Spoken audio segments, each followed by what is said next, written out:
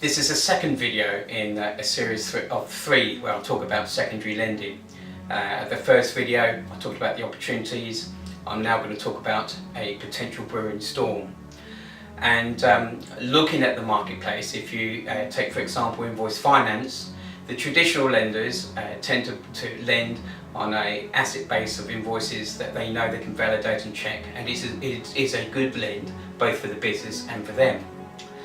But they are facing competition from new entrants who, granted, are creating innovative ways of lending money, but perhaps aren't using the same criteria to determine whether the funding and the lending should actually take place anyway. The second aspect is crowdfunding. Again, I was very positive about that when that came to the fore. They were doing very good due diligence on companies to determine whether they should be lending or not. But more and more of these applications are online only, and there seems to be a reduction in criteria as to whether the companies can actually afford to repay the loans at times. And I think a big impact on this is that institutional money and even government money are now being provided to these crowdfunders to lend to SMEs. And that may be a driver for reducing the criteria that they originally had in place.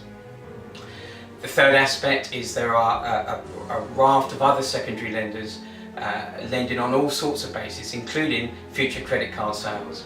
And whenever I hear traditional lending being based on future something, that always rings bells for me in terms of concern. And one of the main underlying features of a lot of this lending, not all but a lot, it's only based on a director's personal guarantee. So they're not, in some of these instances, they're not caring or checking whether the company actually can afford to repay or borrow the money. They're certainly not checking to see if the guarantor can pay in the event of any default. And when lending is made on that basis, it surely is a recipe for disaster.